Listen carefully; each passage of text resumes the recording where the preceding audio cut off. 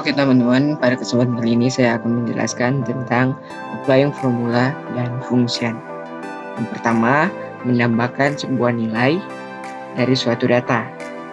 Nah, yang pertama kita pergi dulu ke sel mana yang kita taruh nilainya, contohnya di bawah atau di samping. Lalu kita ke auto sum, kita zoom. Kita ke auto zoom. Nah, jika sudah kita enter, nah ini adalah hasil dari atau jumlah dari sebuah data.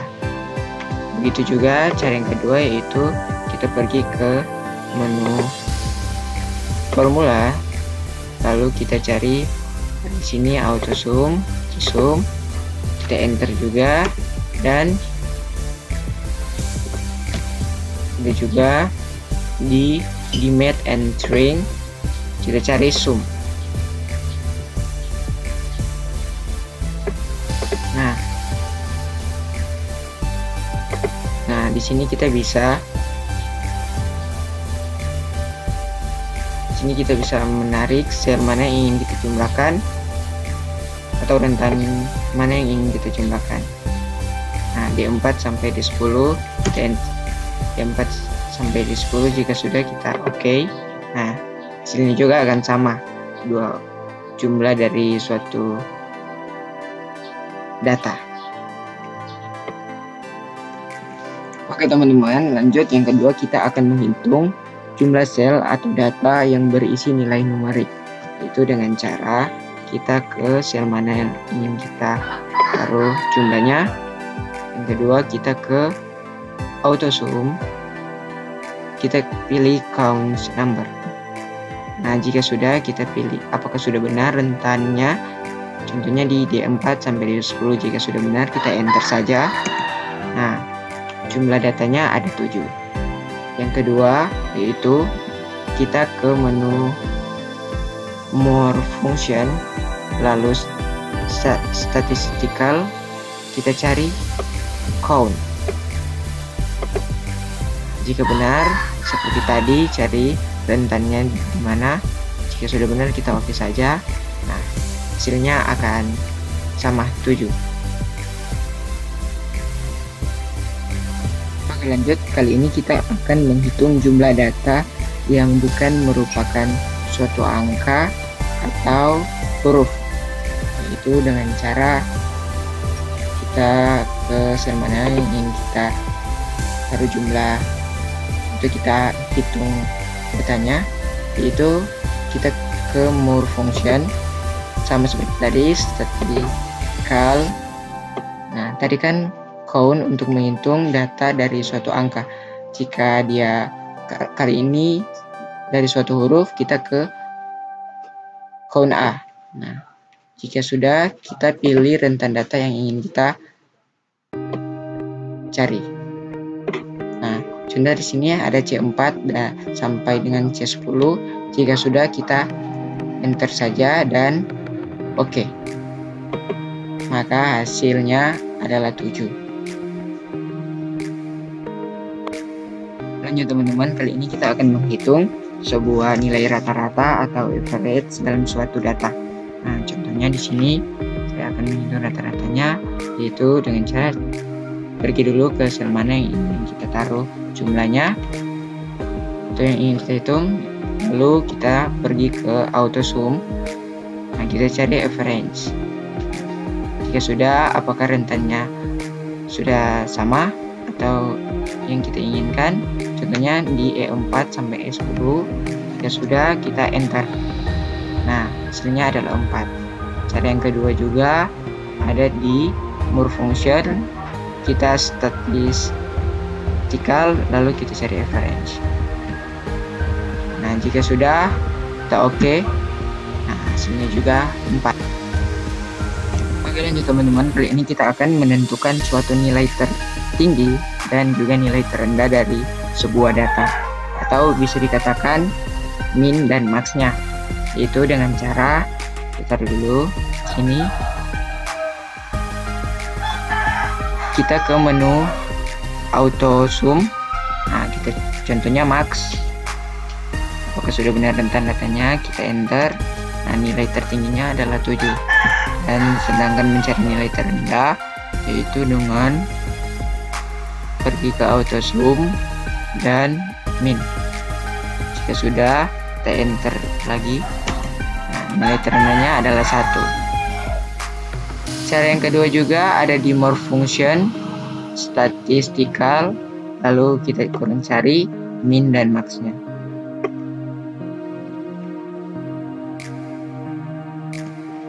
Oke, lanjut, kita akan membahas tentang referensi absolut dan referensi relatif. Nah, apa sih itu referensi absolut dan relatif?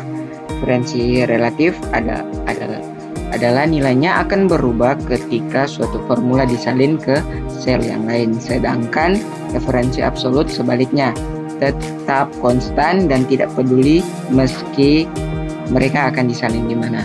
Nah, seperti contohnya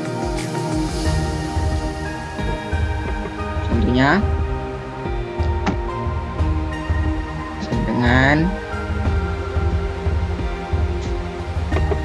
D4 ditambah E4, enter.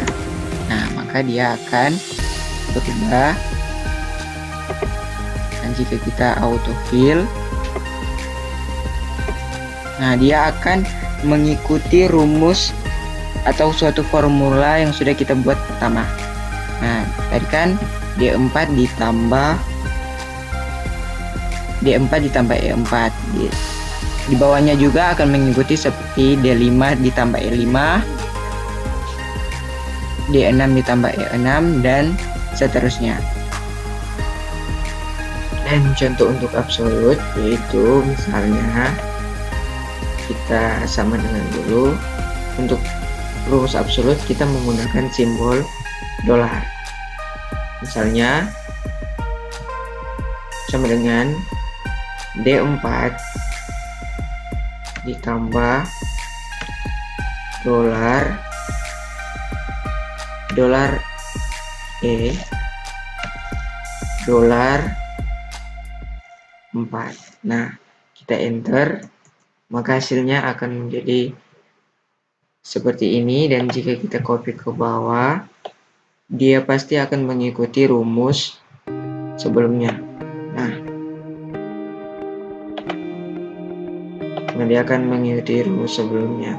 Jadi D5 dolar E dolar 4, menjadi D6 dolar E dan dolar 4. Hasilnya akan mengikuti rumus yang pertama tadi, itu 30 ditambah 1. Hasil penjumlahan dari 30.000 ditambah 1, 45 ditambah 1, mengikuti E4 ini.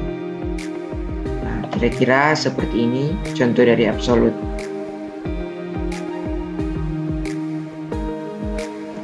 Oke, kita masuk dalam logika bersyarat. Nah, dalam logika bersyarat ini ada gerbang-gerbang logika, yaitu contohnya AND dan OR. Untuk penjelasan, AND yaitu menghasilkan nilai benar atau nilai true jika semua kondisi pengajian bernilai benar atau true. Sedangkan untuk OR adalah menghasilkan nilai benar atau true walau salah satu kondisi pengujian bernilai benar atau true. Contohnya untuk AND, ya sama dengan dulu AND buka kurung. Nah, contohnya kita, apakah E6 lebih kecil daripada E8, kurung, kita enter. Nah, hasilnya akan bersifat benar karena E6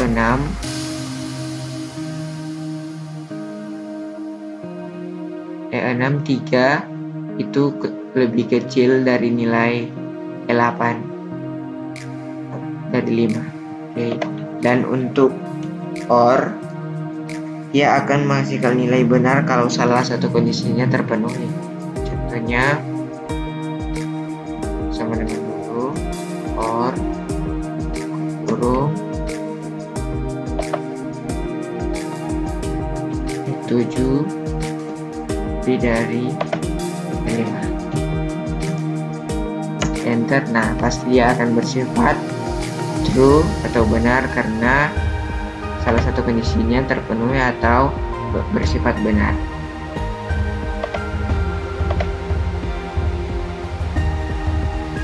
Lanjut, kita akan memberikan nama dari suatu sel. Contohnya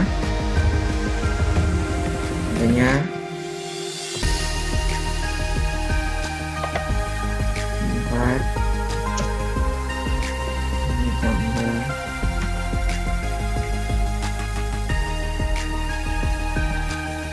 5 ditambah 6 ditambah 7 8 10. Dan caranya itu kita memberikan namanya di sini. Nah, contohnya rumus rumus,